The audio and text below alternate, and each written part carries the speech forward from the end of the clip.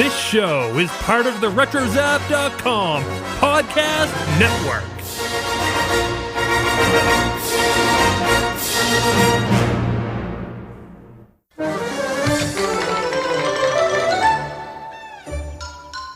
Hey, this is Colin, voice of Randy Beeman's pal from Animaniacs, and you're listening to the Animanicast. Okay, bye.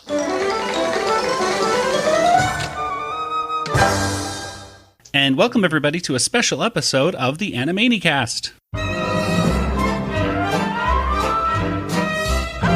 Chicken Boo, what's the matter with you? You don't act like the other chickens do.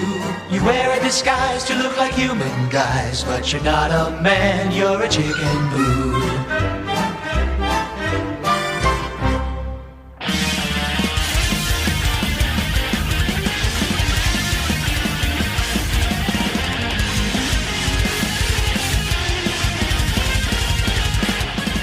And welcome everybody once again to the Animanicast. We are the only podcast out there that's dedicated to the animated television series Animaniacs, as well as other shows in the Rueggerverse, such as Tiny Toon Adventures, Pinky and the Brain, and Freakazoid. We revisit each episode and we discuss the cultural references and gags, or at least all the ones we can possibly think of, and we share memories of watching the episode for the first time, and then of course in the end we give each episode a water tower rating. But today we have a very special interview. I am Joey, and joining me once again are my co-hosts, my brother Nathan. I want to sit on Scorsese's head. And across the country in Georgia, it's Kelly. Hi there. When Nathan said that, it didn't sound right. It didn't sound right. And from sunny California, it's the creator of Animaniacs, Mr. Tom Ruegger. Hello, nurse. And joining us for the first time, she's an actress, a director, and one of the writers of Tiny Toons and Animaniacs. It's Deanna Oliver. Hello, everybody. Hello, Deanna. Welcome to the Animanicast. It's been a long time coming. Glad we were finally able to get you on. You're just, Thank you for asking me. It's a pleasure and a delight. I'm so happy to see all of you. Yay! Well, of course, we have these missing pieces in the circle around Deanna. Of course, all the different writers, and even her son Colin has been on the show. So it's nice to finally get you on. Well, we have a lot of stuff to talk about. We're going to be talking to Deanna today about. Really, I guess you're not only just your life in show business, but really your work on Animaniacs and also Tiny Toon Adventures. So I think I don't know really where the best place to start would be, but I think maybe the best place to start would be to talk about a little bit about the Groundlings, perhaps, because I know you've been working with the Groundlings for many years, haven't you? Yes, I started, I think, in '83, and I was a company member. And I performed. And then in the early 90s, I started directing. And I've been directing ever since. The main shows, the guest show. And I love improv and I love the comedy. And all of the people that you meet there are so inspiring and hysterical. And they really help you with your own writing and your own sense of humor. And it's been a big, big part of my life until the pandemic. Yes. And of course, now, it's all shut down. We're all shut down to at least 2021, I'm assuming, right? Yeah, it's going to be a while. Wow. So I miss it, but it's been a big influence in my life. And that's where I met Sherri Stoner, who was working on Tiny Toons. And one day I got really hungry and I called Sherri and I said, I have an idea for a Tiny Toons episode. And it was Sepulveda Boulevard. And then she read it by Tom, and then they were so nice to bring me in, and I got to work with Tom. I think Sepulveda Boulevard was my first Tiny Toons, and it was so fun and so great, and I learned so much. And Tom, now I'm talking too much. Am I talking too much? No.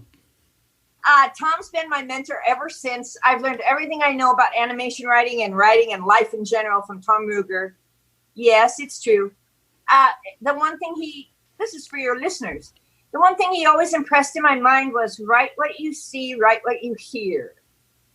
And I just always, even to this day, I think, okay, what would Tom do? Write what you see, write what you hear. And it's just been one of the best parts of my life. Also, I'm glad I was brave enough to call, because I thought, they're not going to want to do Sepulveda Boulevard. But then they did. And it was they're so creative and so out there and so nonconformist. Like, how would you call a television show and say, can I please write one of your episodes? And then they said yes. It was so great. So changed my life forever. And little story. When I was 11 in Spokane, Washington, growing up there, I called Creme TV and said, I would like to do a cooking show, please. And, and they said, how old are you? And I said, I'm 11, but I know how to cook. And they said, no, you're too young. So flash forward, I called Tiny Toons and they said yes. So it never hurts to call. Just keep putting yourself out there. Which is, I think it's pretty funny that I just rewatched Sepulveda Boulevard today as well. And the plot, of course, revolves around Montana trying to send a script basically to who's the executive or the producer? What's his name? Cooper DeVille. Cooper DeVille. And Cooper looks kind of similar to you, Tom. Is this? He's a tubby caricature of me. Yes. Yes, so how ironic that it's about trying to get a script to essentially Tom Ruegger. It's a very life imitating art right there.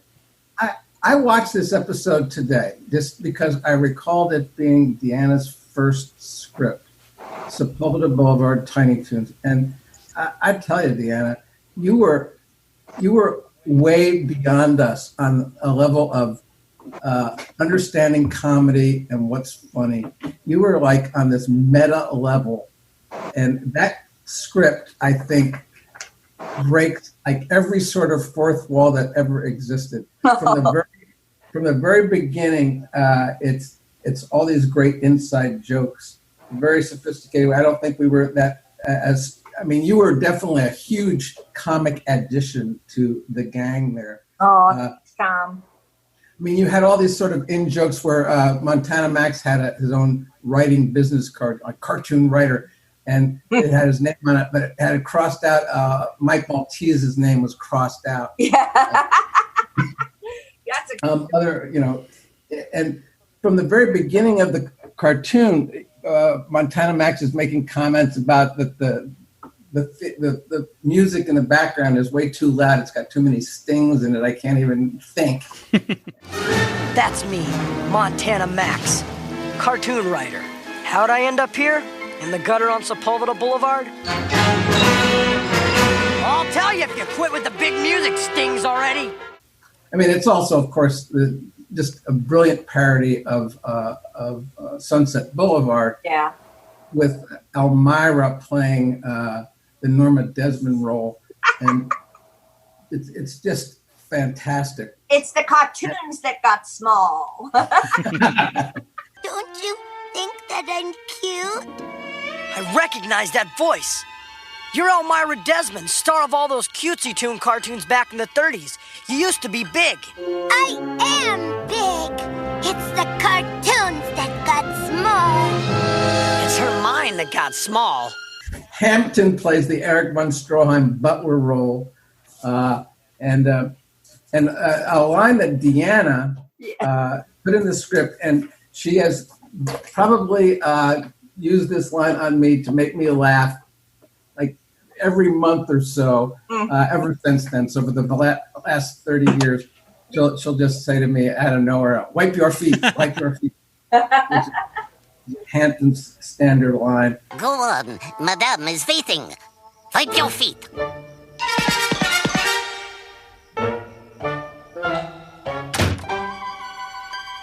him come upstairs, Hammy Whammy. Upstairs. Wipe your feet. We skipped some stuff about Deanna that I just don't want to get. I want to make sure we mention that Deanna's the youngest person I ever met who won a Lifetime Achievement Award. Oh, yeah, I forgot. So just tell us a little bit about that. In the mid-90s, after I'd been directing the Groundlings for a while, I won LA Weekly's Lifetime Achievement Award for directing the Groundlings, because I directed all of them. And I loved it, and they were good shows and great shows, and they gave me that award. And I said, I'm still alive. But I thought that was for older people, but I accepted it. It was great. Yeah, that's a nice award to have. I think you've won some theater directing awards just for specific things as well. I won for Holiday Dinner for Best Acting Ensemble. I can't think of anything else. Oh, I won Groundbreaker Groundlings back in the day. Some Groundling award.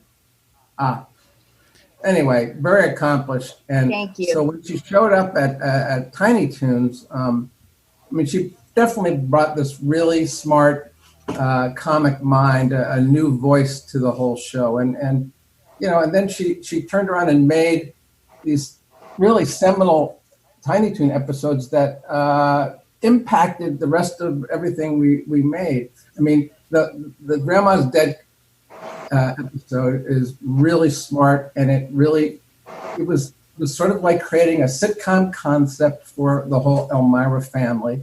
And Stephen, I think, was the one interested in seeing something like that happen. He was trying to figure out what would be a good spin-off, and the Elmira family, the Elmira Duff, I think is what they came up with. I dropped in to say goodbye. Your granny's going to play contract bingo in Peeny Walla. What's wrong? Did I forget my teeth? No, I got them. Jan Brady's done for. Jan Brady of the Brady Bunch. Of course. Yes, Eve Plum. Well, she might be out of the public eye, but to say she's done for is a bit much. It's her hamster, Dad. I'm off to Peeny Wawa. Peeny what? Come on, don't be sad. Be the other way. And then, but I think maybe even more important was what Deanna did with Two-Tone Town, where those characters looked so appealing and they were so gorgeous. And I mean, that gave us truly the backbone of our concept behind Animaniacs, where we saw how good those characters looked, and we realized, well, we can go further with those. Foxy, you were fantastic. The Hughes recognized me, huh? Hughes? Nah, we're Buster and Babs Bunny. No relation. In Two-Tone Town, we call you Toons Hughes, 'cause sister, you got color. I loved that one because it was partly in black and white. It was like, oh my God, what a dream. And was it Foxy, Roxy, and... Yep, and Goopy Gear. Goopy Gear, yes. Aren't those... Goopy Gear's a real guy, isn't he, from Warner Brothers? It's more Foxy and Roxy, I think. Yeah, I think Foxy and Roxy were real. They made a few cartoons in the early 30s, and then they went to two. But I love that they were stuck in Two-Tone Town, and they'd lost their sound effects and, those things that make them funny, and they got them back, and it was a good adventure. It felt a little more serious, more cinematic. It was fun.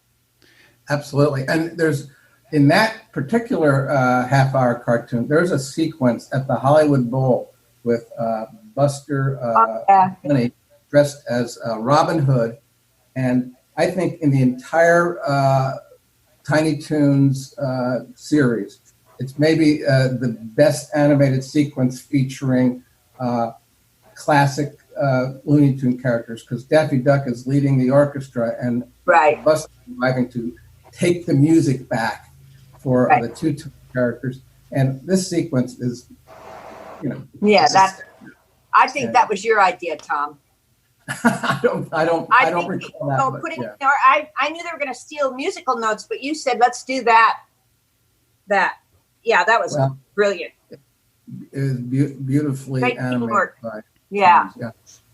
I remember that episode as a kid, just really enjoying it, especially being a fan of Who Framed Roger Rabbit, and just the idea that Toons are real and they're actors and they're they have personalities outside of the actual performance on the cartoon itself, and especially I think Nickelodeon at that around that time of the late 80s, early 90s actually showed some of those old Foxy Loxy, Bosco cartoons and stuff that you would see them like on their Looney Tunes lineup, and they were just so one-dimensional and flat. It was nice to see them in a next to Buster and Rebs and actually like, well, they're funny compared to how it was back in the 30s and everything, which is pretty, Mickey Mouse copying the formula and just, see if we can make money doing that, I suppose. And they did a spoof of the Tiny Toons theme song, and I actually listened to it the other day. I don't know why, but I don't even understand the lyric of, do you like our ears and butts either up or down? What? We're here in Two-Tone Town. Yeah, we're into, do you like our ears or butts either up or down? What does that mean? That's from Babs. Do you like my ears better up or down? That was one of Babs's sort of obnoxious ones. And they were being taught this. Babs was being their acting coach. Right, and, but butts? They took it into a different level. Butts are funny. Yeah. Butts are funny. I know, but it's like, why? Zany. Good stuff. There's Foxy and Loxley, that's straight out of Biloxi. On Two-Tone Town Adventures, it's a two-tone day. There's Bigby and Flocky. I'm really Hudson Ducky. And don't forget Goofy and those old piano keys. So come join the Two-Tones and our swarthy families. Hilarious adventures at Bundy and Ivory. We're Two-Tones, we're loony, we're wacky, silly, goony. And do you like our ears and butts better up or down? Let's go to Two-Tone Town. Yep. And Rob Paulson there, he was doing a little bit of a wiseacre voice there. Setting up his future for Yakko. Yeah. Well, you definitely. I was when I was rewatching some of the episodes on Tiny Toons today. I really noticed you had a knack of referencing a lot of older films within the cartoons that you were writing here, especially the ones with Elmira that I had revisited. Obviously, we talked about Sunset Boulevard, but then with Can't Buy Me Love, which we reviewed, has a Elmira with this mean girl who is kind of like from the Bad Seed. With the pigtails, the girl with the pigtails. Yeah. Oh, and of course, and then. Of course, with Elmira with Grandma's Dead, you wrote of the episodes right here that I have right here 6 Tiny Toon episodes. 3 of them feature Elmira heavily, the stuff that you were writing. So I guess my question is did you seek out Elmira as somebody to write for, or was this just like given to you by Tom or whomever? I think it was given to me, but they were also, as Tom said earlier, kind of segueing into the Elmira Duff show. So there was a kind of a focus on her character. Plus, I like Elmira. She looks like me. As long as she doesn't act like you, or you don't act like her, then I suppose that's okay. Hey, is your dog there? My dog, yeah. Yeah, is he nearby? No, he's way over there. He's mad at me. Oh, okay. But she's very good to her pets, unlike Elmira. Yes. Well, he wants to hug them and squeeze them and love them and hold them and stroke them. One of our listeners, and I don't have the name off the top of my head, but one of our listeners actually asked if they heard that Elmira was one of Steven Spielberg's favorite characters. Is that true? I suppose it might be because of the him wanting to do a sitcom and everything. And the fact that it was all for combining Elmira with Pinky and the Brain many years later. So he was definitely amused by Elmira. We won't get into Pinky, Elmira, and the Brain right now. I know that there's some people out there that have very strong opinions. Tom, you one of them. You talk to kids when the show was on. They were aware that Elmira was a problem child. I mean, kids didn't love Elmira. They were annoyed by her. And so I think we learned a little lesson there. one of the other episodes right here, before we start getting into Animaniacs as well, was Weekday Afternoon Live, which you co-wrote with Peter Hastings and Paul Dini. And you happen to, of course, through the Groundlings, have met many of the people who have gone on to Saturday Night Live. Can you tell us like some of the names? Because I was going over the Groundlings listing and going, oh my goodness, there's like I started directing in the 90s, so the most unfamiliar. I worked with John Lovitz and Phil Hartman, and let's see who. And I know Lorraine Newman. I worked with her in the Groundlings, and then when I directed Will Ferrell, Kristen Wiig, Chris Parnell. I know I'm going to miss somebody. Melissa McCarthy. I also directed Ben Falcone, who wasn't on Saturday Night Live, but he's Sherri O'Terry. Yes, we're buddies. And she did voices on. She did a voice on 7D, which was delightful. Sherri O'Terry, Will Ferrell. I mean, just so many. Yeah. And I also directed Lisa Kudrow. Oh, so many. That's right, because Conan O'Brien came from the Groundlings as well. Conan O'Brien was in the Sunday Company. He used to come to my backyard when I lived in Sherman Oaks, and I would help him learn song improvs for the Sunday Company. Wow. But then he took off. He went to do his own show. So he's great. I mean, they're all just fabulous people. Yeah, if anybody goes to the Groundlings, just groundlings.com, you can see a listing of the alumni and even some of the folks that are currently in the company. Just folks like I see like Ryan Gall on here, Julian Gans. Yes, he's in the last. Yeah, I've directed him a lot. Yeah, so and you can go online and find photos of Deanna in many of her performances, her roles as many of her crazy characters. And we'll get to one of them at the end. That Tom, you put out a little video, some videos recently of one of these crazy characters. That's fantastic. Boy, oh boy, we'll talk about that in a bit. But should we move into our discussion about Animaniacs and things like that? Well, I think we should. Before we do that, can we mention a feature film? Yes. That starred Deanna. Is it anniversary of a feature film, Deanna? Yes, is it the 30th time or the 25th? It was 1987. Brave Little Toaster. Yes. I'm the Brave Little Toaster, so I Brave all of the movies, but the good one was the first one. And you are the voice of the Brave Little Toaster. Yes. I don't understand how chores could be fun. Not supposed to be fun. It's work. I don't like to work without the master. Well, okay. If you guys don't want to work, why don't we play a game? A game? What sort of a game? What are the rules? There's only one rule. You can't stop till the house is clean. Boo. Jerry Reese and company came to the Groundlings looking for real voices and comedy voices. And I originally went in to audition for the air conditioner as Betty. I did Betty Davis. It's cold. I don't know if I can still do it, but I did it. And I was just talking to them, and Jerry Reese said, "Why don't you audition for Toaster?" And I was like, "No, that's the lead. I can be the air conditioner." He goes, "No, read for Toaster." And he thought there was something warm about my voice, and he wanted real. So I got the part, and I was so thrilled. I couldn't even believe it. Couldn't believe it. I thought I was just going to be an air conditioner, in, out, boom, boom. And then I got to be Toaster. So it's a beautiful film. How many film. Toaster movies were there? There are 3. The first one was in 1987. The second one was 10 years later. I think it goes to Mars or college. Mars, I think. Yeah, Mars. And then the next one was Brave Little Toaster Goes to College. But it was funny because 10 years later, I was like, "Hello, everybody. What's on them? What we got? I'll see if I can do it." No, Now, the last 2 are on Disney Plus, but the original one is still not on Disney Plus, I guess. I keep looking for it. Well, yeah. There are rights issues. Yes.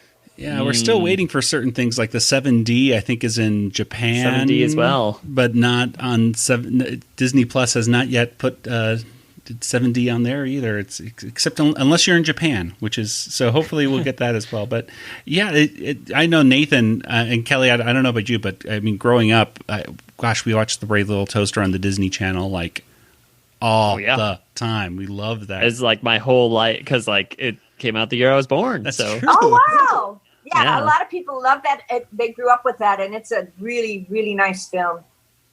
Yeah, I like it. The SAG, do you still get something from SAG?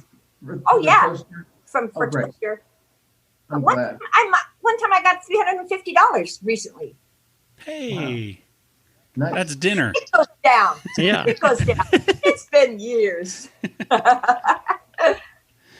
So Deanna, it's like Sherri had this thing where she had been a Little Mermaid thing, modeled for that, and Deanna was the Brave Little Toaster. So we had we had animation royalty come to the studio every day, working on Tiny Toons and then Animaniacs. So that was awesome. Yes, you have not every show. Not every show can get a mermaid and a toaster on it. So that's great. Believe me, we kept reminding them. There's no one's toaster, so. Don't you know who I am? It's the cartoons that got small. Well, let's move into to Animaniacs. So, from working on Tiny Toon Adventures, how was the transition to working on Animaniacs, and how did the development of certain characters come about? Because I know you're credited with creating some of these characters that we all know from the show. Well, Tom created the show, and then he opened it up to let's do a lot of other little shorts. So Tom created Animaniacs, Wacko, Yakko, and Dot.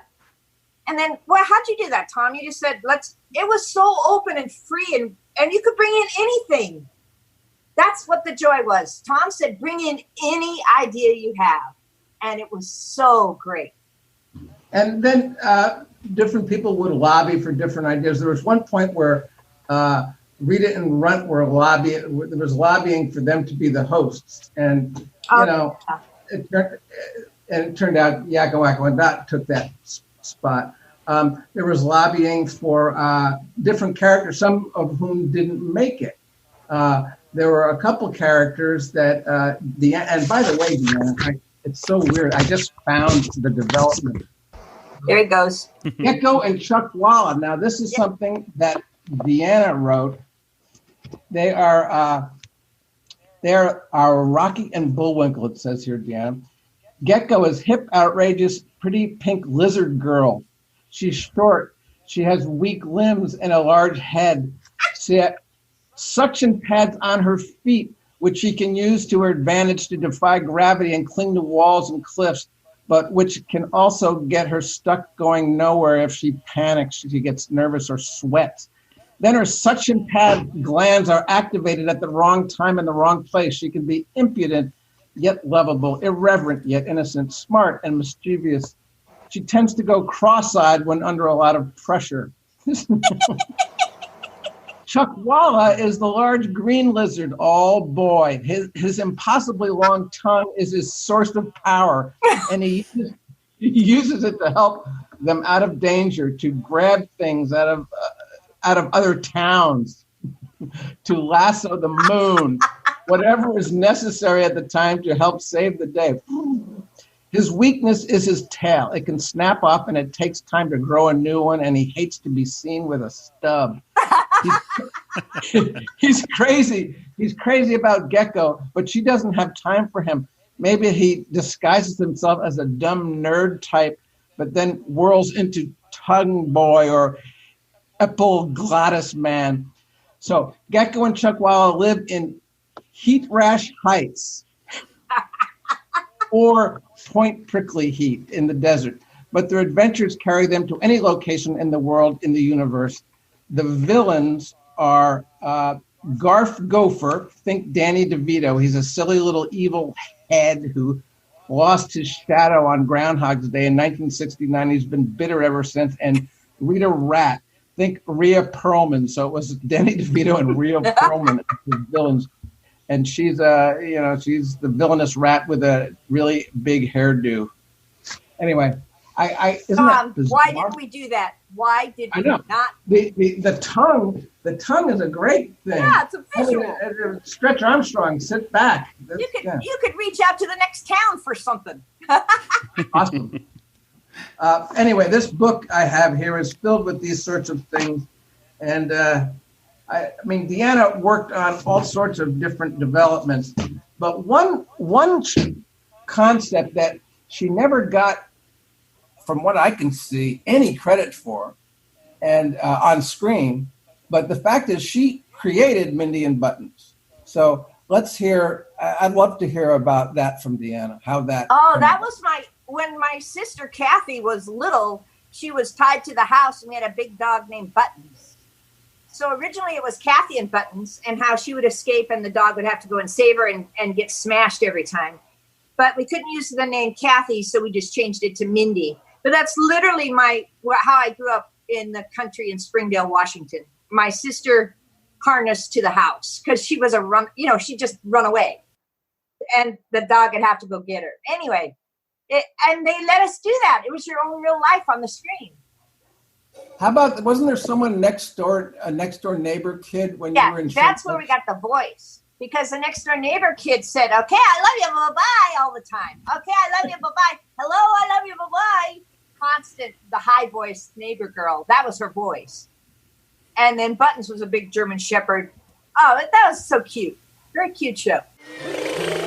Everything okay out here, honey? Hi, lady. Call me Mom. If you need me, I'll be inside drafting a PTA resolution against negligent mothers. Okay, lady, I love you. Bye-bye. But that's the point. We got to do all kinds of things. Well, that, for instance, the Randy Beeman kid is all Deanna and her son, Colin. So, well, again, Tom, that remember was real life because Colin was in grade school and he would come home and say, my friend Randy Beeman says one time, and then tell a story. And then I went and Tom and I were talking. I go, Colin said one time Randy Beeman said he ate his pillow and thought it was a marshmallow, some stupid kind of urban myth. And then Tom said, well, why don't we do that? I said, okay. And then because it was my son's friend at school, Colin got to come in and do the voice because he was a kid and he sounded like the guy and he just told the stories. It's so cute. It's so great. One time Randy Beeman's little brother ate Pop Rocks and drank a soda at the same time and his head exploded. Okay, bye.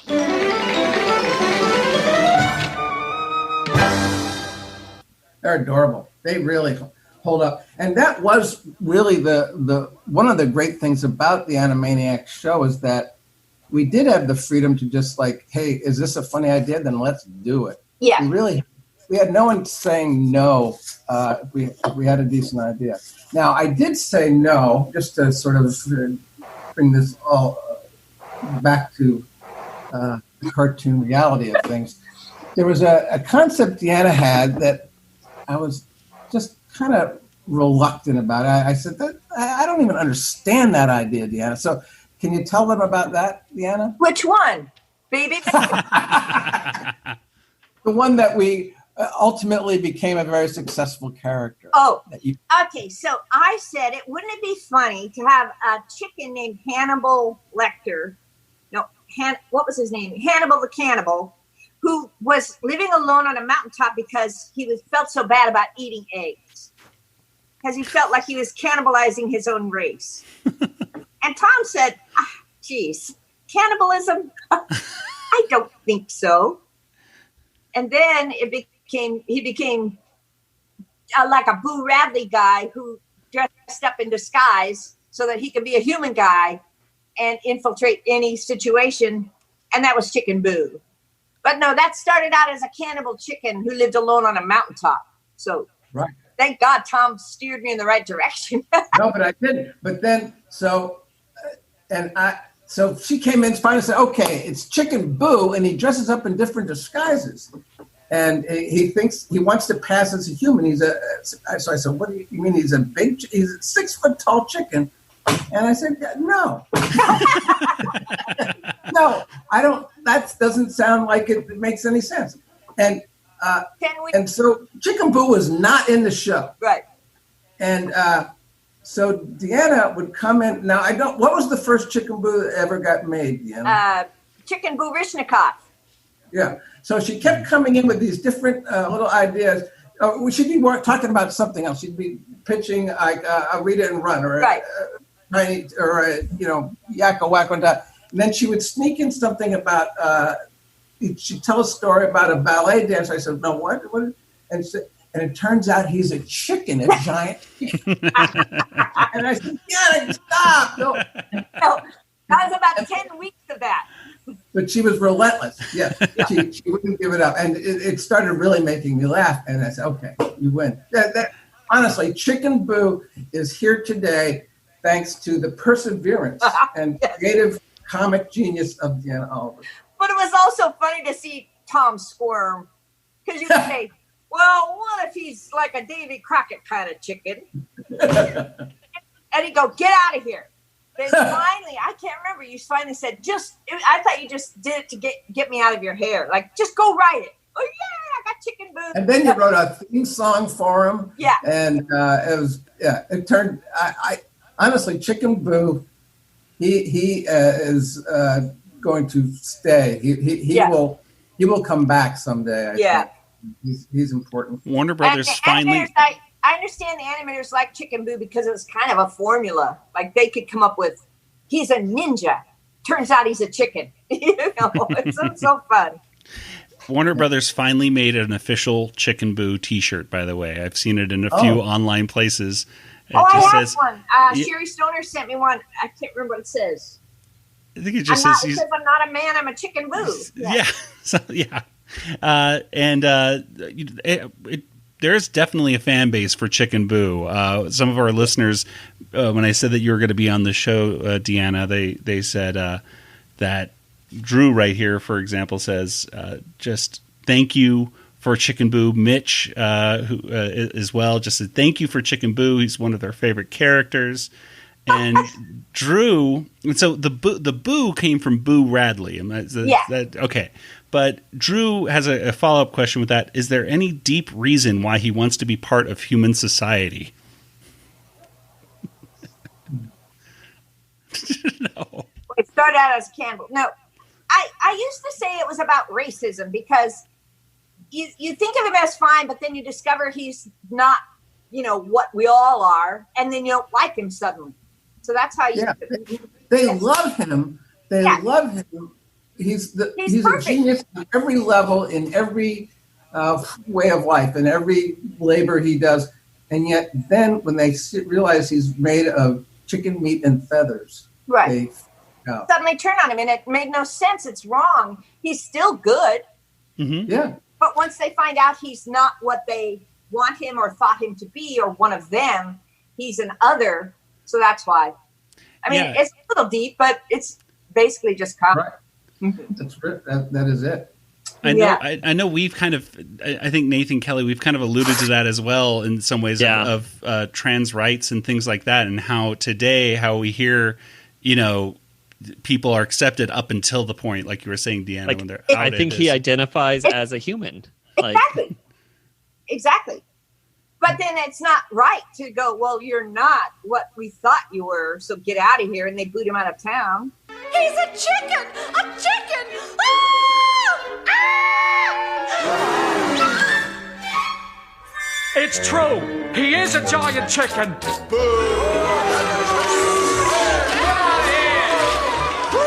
Please control yourselves! I did not know he was poultry!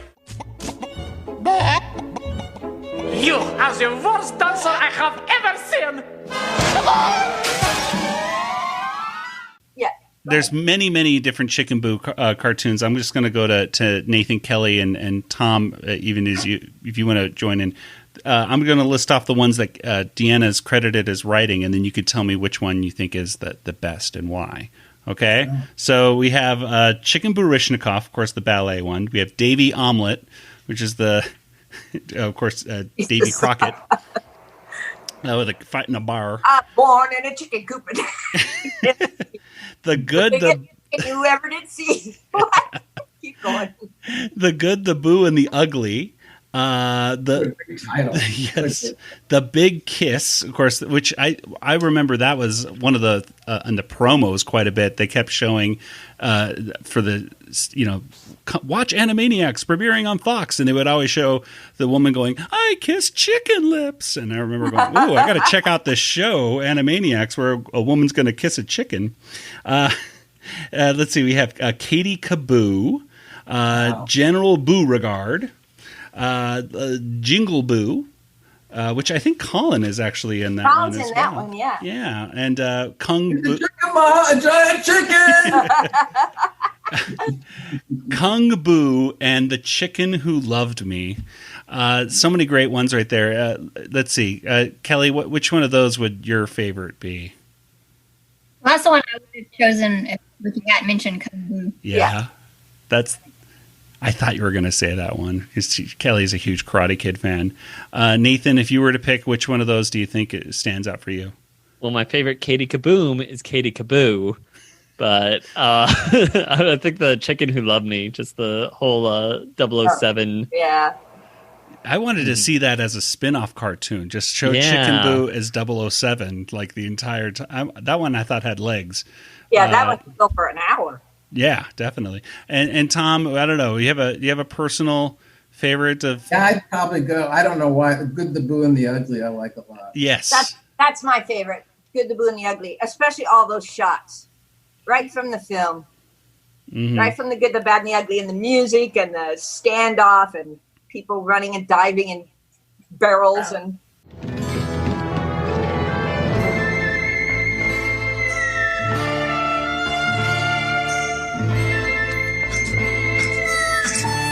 Know who that is? The man with no personality. Some say he robbed a bank and saved a puppy at the same time. Is he for the law or gin it? Nobody knows, because he ain't got no personality. Some say that High Plains drifter is a chicken. Man, you may be the fastest spaghetti slinger in the West, but you sure ain't no judge of character. That guy's a chicken, I tell you, a giant chicken. No man who saves a puppy is a chicken. The Good, the Boo, and the Ugly was the one that I was going to pick until Joey got to Kung Boo. Yes. They're all. And I also like the Davy Omelet for the title alone. Yeah, that's fun. I always love the title card on that one where it goes in color. It's. Well, the David Crockett Show had that on it. Yeah. Because that was like the first big year of color on TV. Oh, it's so fun. Shut up. That's John Mariano. He's the voice of Bobby from the Goodfeathers. And you're listening to the Animanicast. Will you untie me now? Shh, Coed. I'm listening to the program. Deanna also created the Goodfeathers. And there was a huge amount of brilliant stuff in the Goodfeathers. But before we do that, I think it's fair to spend a moment on what is, I think, maybe inarguably, the very best Rita and Runt cartoon. And that is, of course, the one that Deanna wrote, Les Miserables. Oh, that was great. I love that. That's a fun one. There is a flat in Gay Paris, safe on a tree-lined avenue. No cats a la carte on the menu. Not in my flat in Gay Paris. There is a chef of fine cuisine. He is a vegetarian. As he prepares a fine banquet, he says, Rita, you're my beloved pet. I know a flat where I can nap, safe on a chair or in a lap. I won't end up in a recipe, not in my flat in Gay Paris. It's gorgeous. It's brilliant. It's hilarious. The music, the lyrics, and Deanna. Since then, I've had the privilege of going to see Deanna do an improv, and she does every maybe 3 or 4 times a year. She does this improv musical where she and some of her improv pals get together, and the audience offers up all these suggestions, and they create on the spot a full-length musical, depending on what the title of the subject is. And I realized, Deanna's working on a level of comedy that I can't even comprehend. I don't know how she does it, how she is able to create the lyrics of a song right there on the spot and sing it. But Les Mis was my first clue, like Miserables was my first clue that Deanna had this incredible music song skill that is, Tom, nice. But anyway, Les Miserables, tell them, can you talk a little bit about that one? Well, I don't know if these are interesting stories, but 2 little stories about Les Miserables. So I don't know how we came up with this idea, but anyway, it's a spoof of Les Miserables. And of course we had Bernadette Peters, and she can sing like crazy. So, oh my God, we got to do that. And then Runt could be Valjean or Valjean. And then we got to anyway, my office was next to Randy Rogel's, and Randy just got a piano. So Randy would be in his office beating out because he wrote all those songs, and so I'm trying to write Les Mis lyrics and kind of parody the music while the piano's next door. Anyway, it was insane. And story number, that wasn't that interesting, but I enjoyed telling it. Anyway. Before you go to your next, you know what your next story is? Well, it's still part of Les Mis. But tell them the other Randy Rogel dentist story. Well, this is the part of it. Oh, okay. But before that, I'd gone to the dentist, and there was a dentist incident where they put a drill bit went up into my face. Oh. Like it's horrible. Through my gums up into my face, and I'd have dental surgery. Anyway, I had to have my mouth stuffed, and I was on Vicodin or something while writing Les Mis. And listening to Randy next door going, "We're a couple of dogs, cute little dogs." I don't know what he was writing. Anyway, it was see, this is the thing about Tom and Animaniacs and that time of our lives, is you could do anything. It was so great. But Deanna had this drill bit. Yeah, up here. She didn't know she had it. The dentist didn't know she had it. She had a drill bit stuck up inside her head. And Randy is hitting some sharp notes next door. And she's It was so funny. But you got to keep writing. She wrote through the migraine. The other thing that I find remarkable about Deanna is that I had seen Les Mis. I had gone to like the theater center and seen it, and I thought, oh, that's great. We should do a parody. Deanna not only had not seen it, she hadn't heard a single song. Yeah, at that time, yeah. She created this brilliant parody of it without ever having seen it. And there was a movie called Quest for Camelot that Warner Brothers released maybe 2 years later. Do you remember this thing? Quest for Camelot. It was an animated movie. And I don't know, I think Sandy Howard, there are different people involved in Warner's feature animation.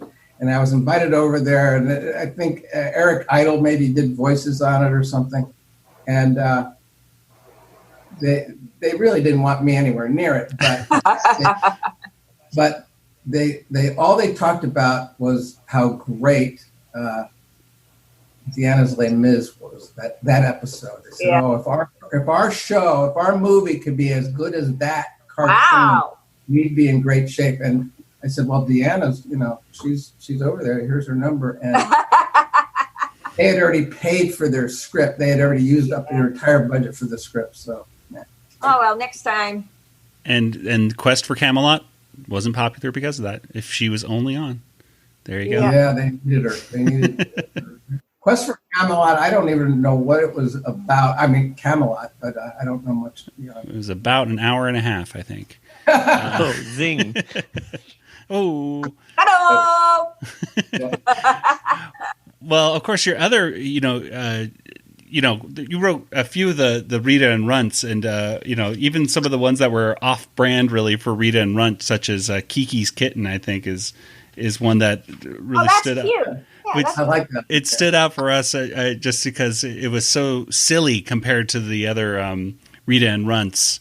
Les Miséranimals, I know Kelly is. I mean, that was one of the ones when we were first starting our podcast. Kelly was like, "I can't wait to get to this episode, though." Yeah, that's a good. Just bitten on the butt. Bitten in the butt. Got a little tear. Did a little damage to my derriere. I don't remember. Bitten in the butt, got an awful tear, took a little nibble from my derriere. I will get you in the end, dog. You'll regret you bit me, chum. Oh, I am so irritated, I got bitten in the bum. Just everything came together for those. And before we get into your other huge, musical episode, I think let's get to the Goodfeathers. Yes. How did the Goodfeathers come to be? There were pigeons in my backyard, and I fed them, and they wouldn't leave. Once you feed them, they stay. And then I went to Tom and said, "Can we do a cartoon with 3 pigeons who want food?" And then Tom said, "Yeah, but let's make them Goodfellas." I think that was your idea, Tom, the Goodfellas angle. And that was like, oh, yes, because that movie I knew. And it just fit, Bobby, Squid, and Pesto. My favorite character was the God Pigeon. Oh. Well, you didn't have to write dialogue for him. Yeah, but he was just such a good presence. And the translations of what he said were hilarious. So fun. He says we can go play poo-poo bombardiers on the Lincolns, whatever. What?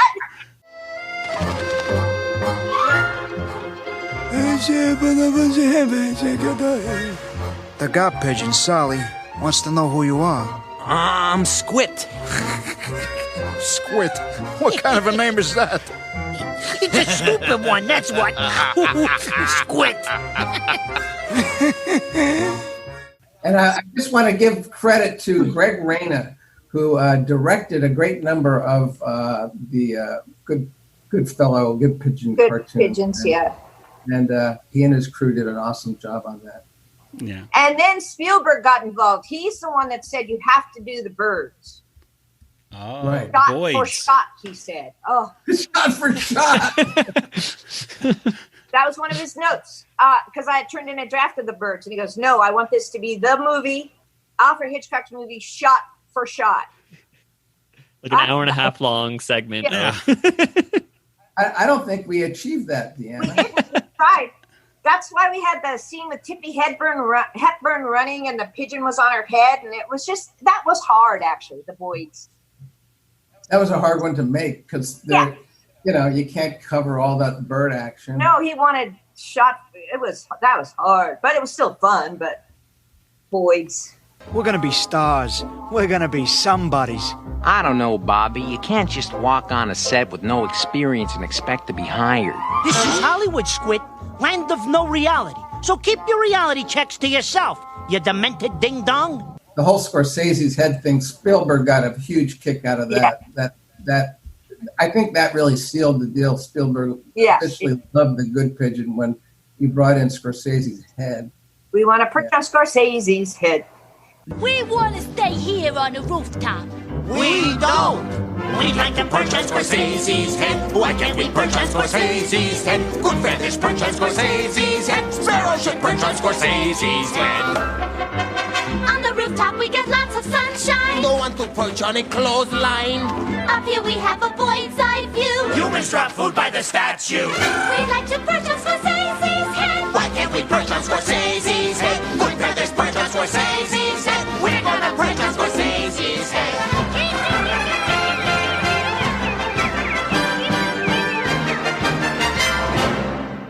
Now we've talked a little bit about how the writing, you kind of had to watch out that you didn't get too close to the lyrics or tunes, so that you wouldn't get sued. Although I don't know, now it seems like everybody can do what, as long as they say it's parody, you can just do whatever. But I don't know. Deanna wrote lyrics. She wasn't concerned about the lawsuit that could happen because that was going to be the job of the musicians and the composers to take Deanna's lyrics and make sure that nobody's ever coming after Deanna. And Tom, didn't Richard Stone, I think it was, say that you just like if it's we want to perch on Scorsese's head, but you just go we want to perch on Scorsese's head. You just change a couple of the notes or go down instead of up. It's like inverting it. Yeah, you invert the melody, but they're so close, and you actually probably hear what you want to hear. So now we sing it to the original tune, but it really wasn't. I wish I was the god pigeon. If I were the god pigeon, cooey, cooey, cooey, fettuccine, cream sauce, parmesan. All the time I'd... If I were the god pigeon, ba-da-bing! Birds would kiss my toesies, shmooey, shmooey, shmooey, mustacholi, Vito Corleone. Lord showed them I wasn't born to lose. Make me boss of all them pidgey poos. I'd make offers no one can refuse. If I were the god pigeon, yeah! Was the process of writing Pigeon on the Roof pretty similar to the songs of West Side Pigeons and everything? Now, did you happen to for you hadn't seen Les Mis before, but had you? I'm assuming you've seen West Side Pigeons and not West Side Story and Fiddler on the Roof beforehand. Yeah, those I had. Okay. Did you come up with again? Were you assigned West Side Pigeons and Pigeon on the Roof, or is this something you came up with? I think we pitch ideas to Tom, right? Yeah, I think that was those were your thoughts. I think I go, hey Tom, can I do West Side Pigeons? And he says, okay. Our pitch meetings were brief. And Raging Boyd, I like Raging Boyd. I could beat him down with one whack. No big deal. Yeah, he's a nothing. Just good looking, that's all. You think he's good looking? I don't know. Everybody says he's good looking. Who says he's good looking? Do you say that? No way, not me. Forget about it. Well, he is kind of cute. Bada bing. And that's, I got a little note from Scorsese saying how much he liked that one. Wow. You did? Yeah. That's fantastic. Stephen and Marty loves this one. Yeah. Well, that must be. I mean, Kelly, of course, is our resident Spielberg fan. So, Kelly, I mean, do you have any Spielberg-related questions for Deanna? I guess I could ask. Did you actually ever meet Spielberg personally, or just see his notes? Yes, on the Animaniacs show, and then after. Yeah, he's nice. He's a big kid. I've heard. He's a nut. Deanna and Sherri worked with him for him on some features, I believe. Oh, that's right. Yeah. Yeah. Yeah. It just celebrated the 25th anniversary, and that is Casper. Yeah. Casper. I see. Online, I'll go to like different Facebook 90s groups or something where they call themselves 90s kids or something like that, and they'll post like a little picture of Christina Ricci dancing with Casper, and they'll say, "Oh, he was my first crush," and he was Everyone loved that Devon Sawa. Is that his name? That movie had such holds such a special place in a lot of people's hearts for being such a cute movie at the time. One of our listeners, Bond Servant 4JC, I believe, says she wanted to know was it hard writing Casper? Yes, because we were writing Animaniacs, I think, and Spielberg said, "Why don't you and Sherri write a movie?" And we said, "Okay." And then we didn't know how. We didn't know how to write a movie. We knew how to write a cartoon. And we thought you had to have every minute planned out. It was a process. We wrote a 35-page outline, and Spielberg said, "This is great." And it had pictures in it. And he said, "This is great, but there's no story." Huh. It was just like Casper gags, kind of like a big cartoon. There was a little story, but not enough to make a movie. So he sent us back to the drawing board and worked with us, and we got it done, and it turned out very, very nice, very beautiful. But that came from Animaniacs. Yeah, I think Sherri and Deanna had written for Tiny Toons, the Christmas special. Oh yeah, that's right. The Tiny Toons. That might have at least put it in Steven's head that these two are a team. Right. Here, check here. Oh, see? No ghost there. And then we can check over here. Oh! No, there's no ghost in there. We can even check over here. There. See? Pleasure to meet you, sir. I have Scorsese's head in my head. Now you got that song in your head, yeah? That happens. By the way, I think that, with all the statues being torn down around the United States, I think putting up some Martin Scorsese statues with like 3 pigeons on the top of their head. That'd be great. That'd be great. You can take down the Columbus statue and put up Scorsese. I know. Well, Kelly's in Atlanta. I mean, there's some room, I think, or in the Atlanta area of some statues that they've taken down. Yeah, you can put up Scorsese. Why not? But for the Warners, we have them against Rasputin with Nothing But the Tooth. You did some of the Shakespeare ones. You did Midsummer Night's Dream. Of course, there's Survey Ladies. One of my favorites, The Warners and the Beanstalk, which some of that is just shot by like fun and fancy free.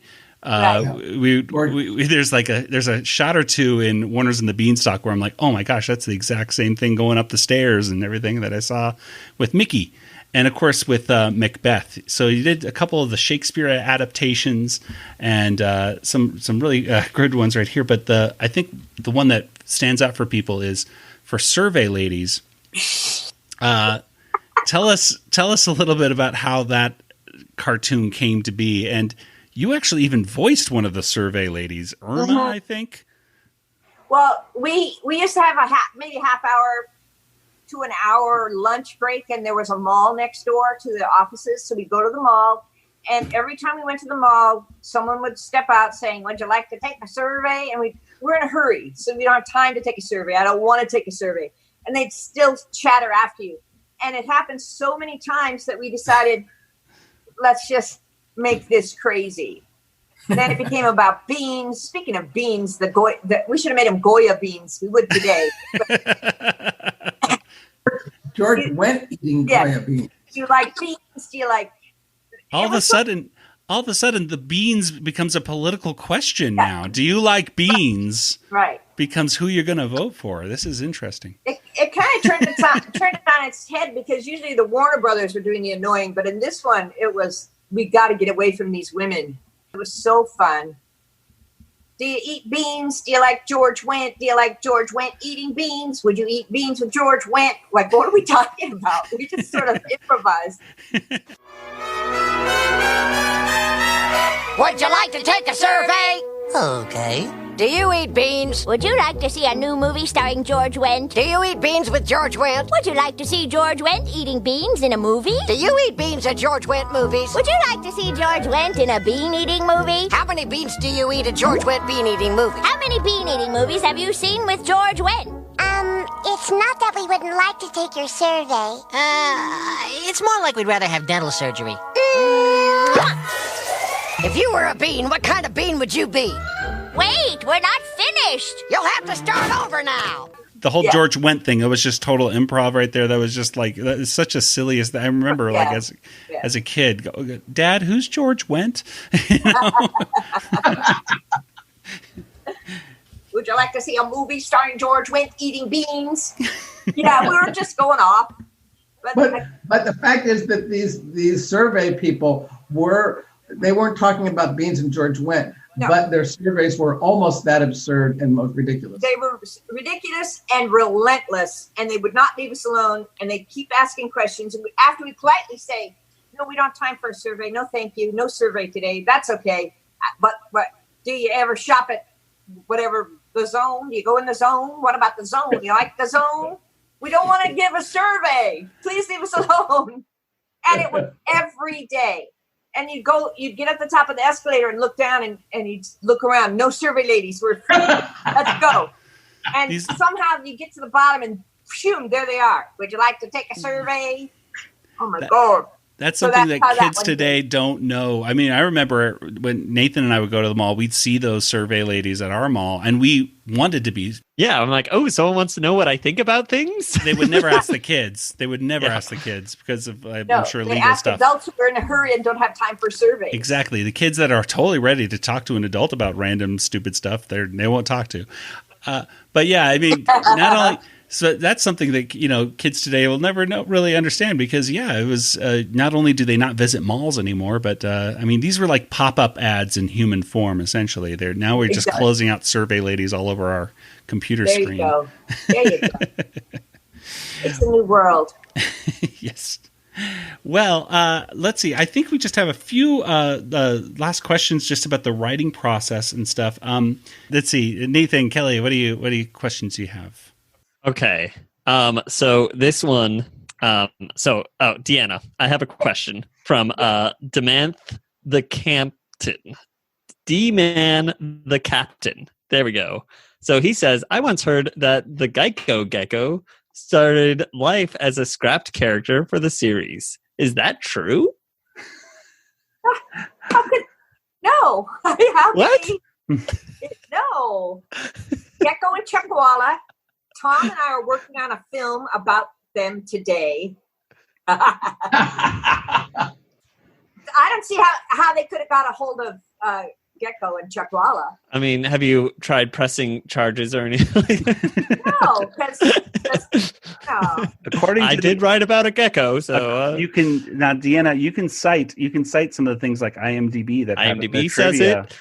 You can cite. Really? Yeah, they put down that Deanna Oliver created the Gekko.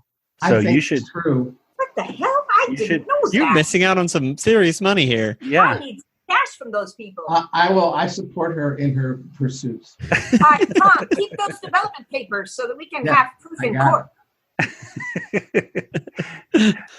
Okay, let's go back. Ask me that question again.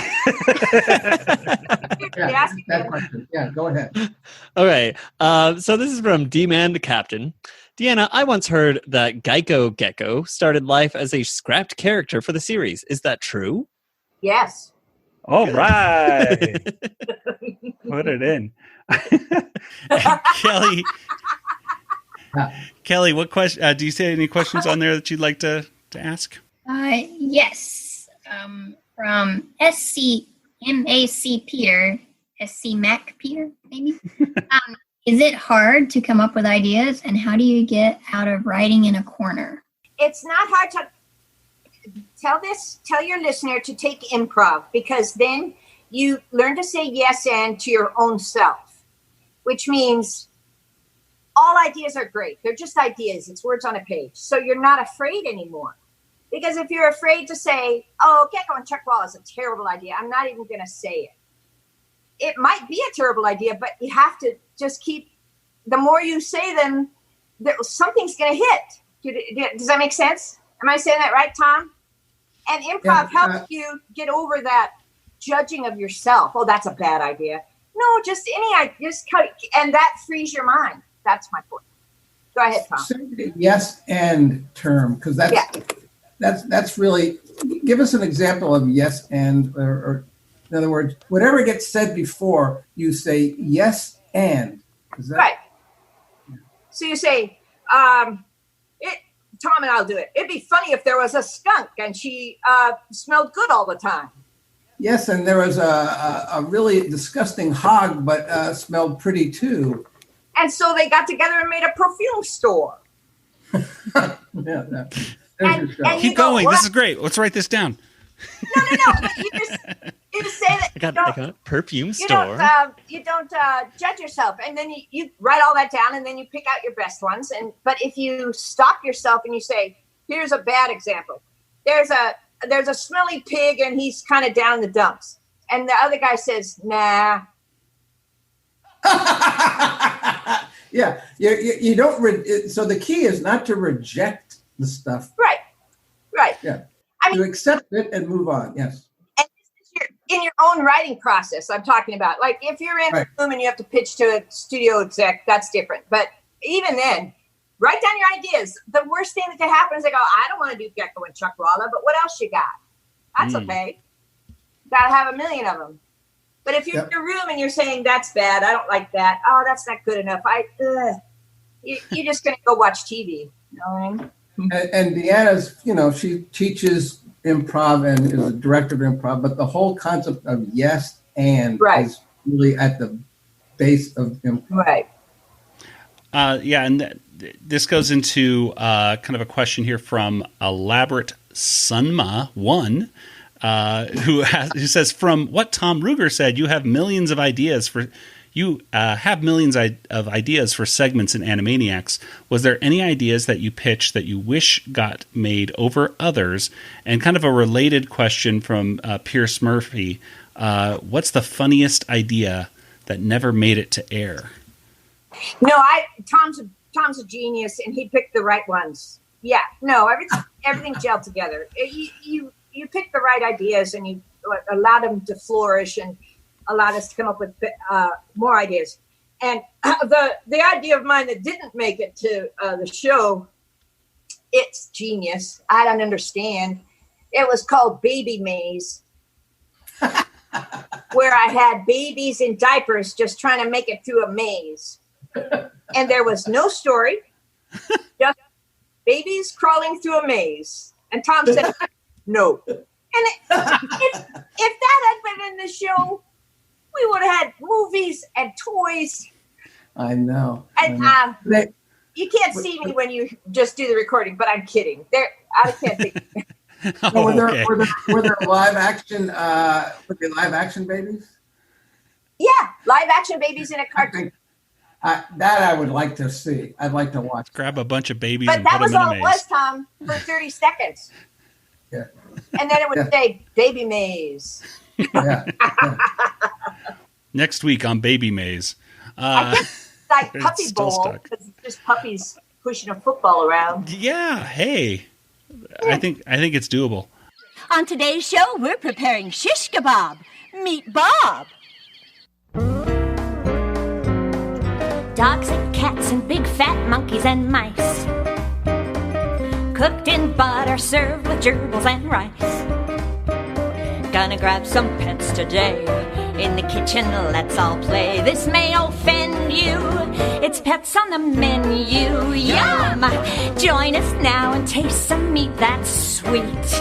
I bet you'll wanna catch a pet to eat. Here's Lonnie, what a guy. And Sassy, she's so shy, it may offend you. You may transcend to the global Zen view of pets on the menu. Good Eats with Mrs. Deets. Let's get into talking about something that has just recently premiered on YouTube. This was filmed about 15 years ago or so, Tom, you think? I think I saw 2004 copyright on it. But this is 4 episodes have been put on YouTube. I don't know if there's any more, but there's 4 episodes, and it's called Pets on the Menu. And this is something wild, folks. Let me just preface this by saying this is not a show for little kids. I would not put your little kids in front of watching. I don't love it. I love it. It's and the theme song is the music of the theme song is by Randy Rogel. Yes. Did he do the little interstitial kind of piano stuff? Yeah. All that stuff. We wrote the lyrics because Randy didn't know what the show was about, so we had to write the lyrics. So Randy's going to tour the country doing Pets on the Menu music. Crowds. Deanna we shot that in 4 days, Deanna? On a weekend at your house, yeah. 4 days. Yeah, and Deanna, she worked so hard, and she was so great. I mean, talk about improv. She was just making stuff up nonstop. When she went out to, we were talking about having the meat of the horse. And she went out. We found a horse in the neighborhood, just standing there, and horse, mosquito, horse. I was insane. We found a horse. You know, some rich people keep horses for pets, which shows you how depraved money can make a person. Horses are very difficult to keep. There's grooming, riding, shoeing, mucking of the stall. I would no more muck a stall than I would clean my own oven. But they're large animals filled with delicious protein, and you can make a huge goulash that would serve an army. And I believe that has been done before. This horse will make a delicious meal, and you can use the head later as a practical joke. Slip the head into the silk sheets of an ex-lover and then watch him laugh. Oh, well, no, enough about that. Bag him, Lonnie. What, with this? Yes, please go do. Ride him, cowboy. Put him in the bag. Get that horse. Do your thing. Go for it. Wee-haw! Horsey, horsey, horsey. I ride a horse, and eat a horse, and ride a horse. A horse, and ride a horse. Yeah, that was very fun and crazy and bonkers and wild and zany and cooking pets. I mean, it's everything. It shows what you can do with a camera and a little sound equipment. Yeah.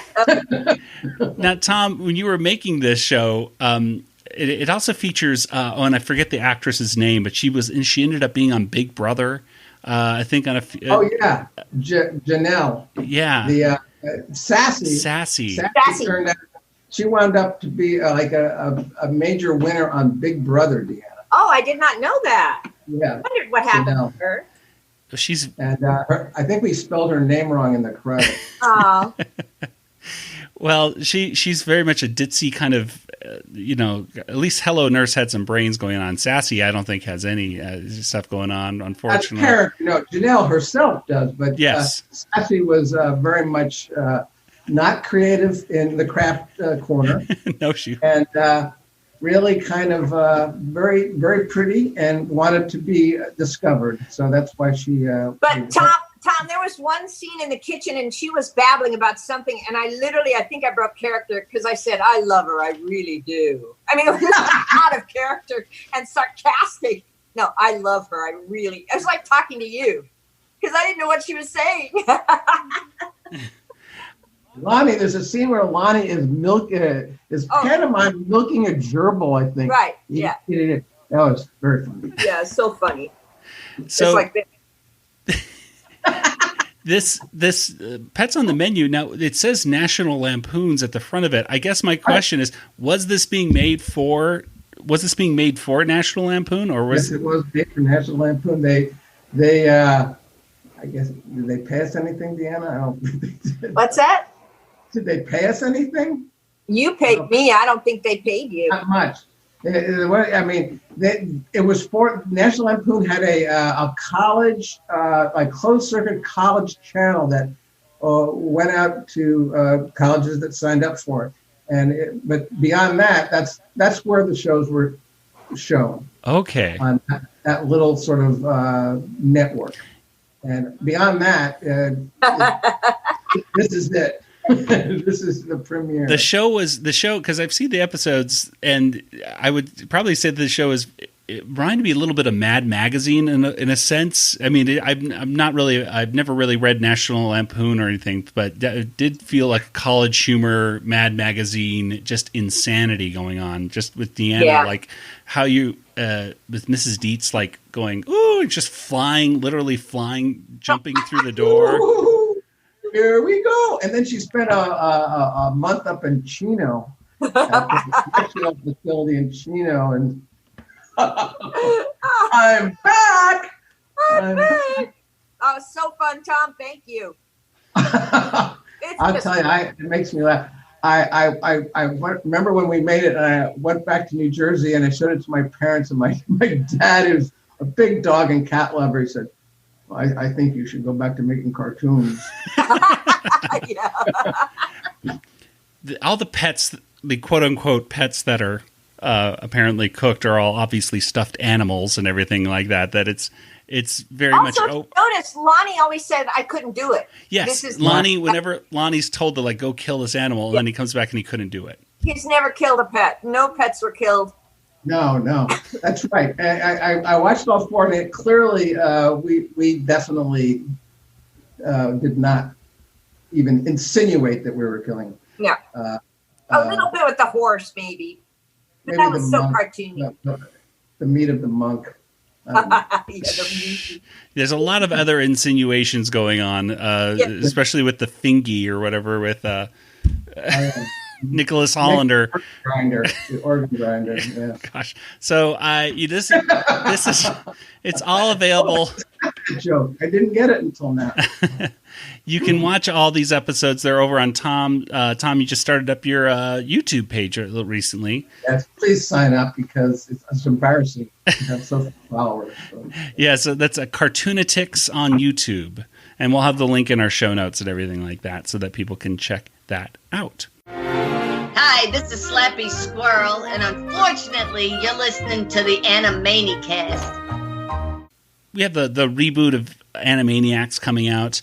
And as many of our audience members probably know already, you were not involved in this reboot, unfortunately. But what are your general thoughts on this? Do you have any? I wish them the best of luck. I don't know why they didn't have any of us. We're all still alive was my first reaction. I was like, we're all still alive. We could do it again. But maybe they want something new and different, and they're not doing all of the delightful little shorts that buttress Pinky and the Brain and Warner Brothers, as I understand. So, yeah. And also, I don't need that show. I got all those Gekko royalties coming in. That's a good point. I'm glad we finally solved that. Got that question. I envy her Gekko. Yeah, Tom, boy. I'm rolling in the dough over. Well, let's go ahead and wrap things up then, I suppose. But before we do, we'll get to contact information. What about the Water Tower Award? Oh, the Water Tower. We do that for. The I give cartoons. you 5. We give out you of 5 water towers. Yes. Okay. I see. Okay. Yes. I thought it was something else. Okay. Yeah, it's time for our Water Tower rating. We all give Deanna 5 water towers. Yay! Thank you. Triple agreement. Well, let's go ahead and get to some contact information. Nathan, where can people find you online? Oh, Joey, I'm on Twitter. JangoFT, that's me. All right, and Kelly, what about you? I'm also on Twitter, Yoda Princess, YODAPRNCSS, and you can email me, Kelly, at BigShinyRobot.com.